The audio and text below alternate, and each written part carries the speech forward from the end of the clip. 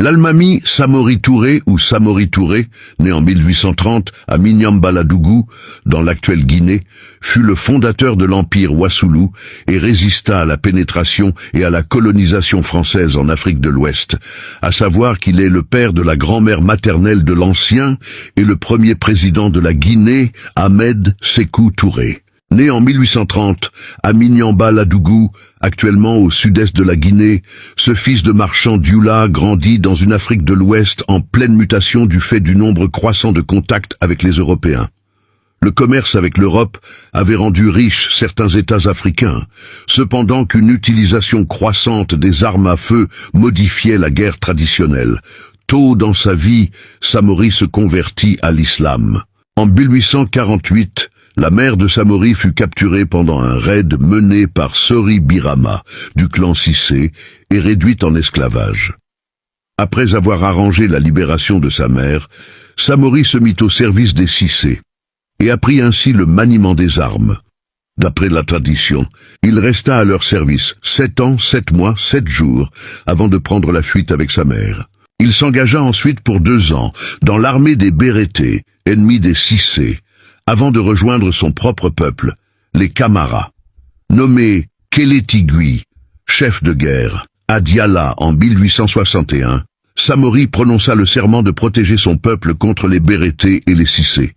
Il créa une armée professionnelle et nomma ses proches, notamment ses frères, et des amis d'enfance, à des postes de commandement.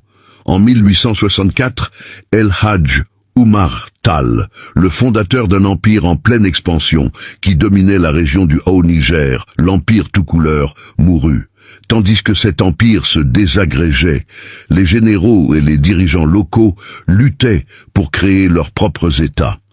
En 1867, Samori était un chef de guerre à part entière, possédant sa propre armée regroupée à Sanankoro, dans les hautes terres guinéennes, sur les bords du Haut-Milo, un affluent du fleuve Niger, et il comprit vite qu'il avait 2 tâches primordiales à accomplir.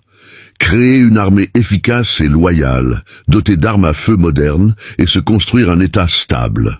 En 1876, Samori put importer des fusils à chargement par la culasse par l'intermédiaire de la colonie britannique du Sierra Leone. Il conquit le district de Buré, riche en or, actuellement à cheval sur la frontière entre Guinée et Mali, en vue de renforcer ses finances. En 1868, il était assez puissant pour s'autoproclamer Fahama, dirigeant militaire, de son propre empire Wassoulou. Il fit de Bissandougou sa capitale et entama des échanges commerciaux et diplomatiques avec l'empire tout couleur voisin et mourant. En 1881, après une dure lutte, Samori était capable de sécuriser son emprise sur Kankan, ville clé du commerce d'Ioula, située au bord du Haut-Milo.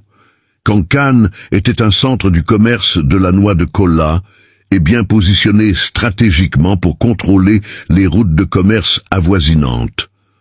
En 1881, le Wassoulou s'étend en Guinée et au Mali, depuis l'actuelle Sierra Leone jusqu'au nord de la Côte d'Ivoire. Pendant que Samori conquérait les nombreux petits États tribaux qui l'entouraient, il manœuvrait aussi pour sécuriser sa situation diplomatique. Il entama des relations régulières avec les Britanniques au Sierra Leone et tissa des liens prometteurs avec l'État djihadiste de Fulbé, Fula.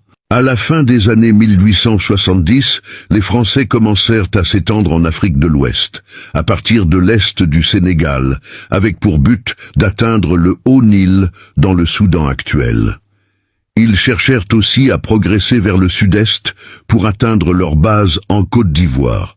Ces mouvements les conduisirent à un affrontement direct avec Samori. En février 1882, une expédition française attaqua une des armées de Samori qui assiégeait Kéniéra.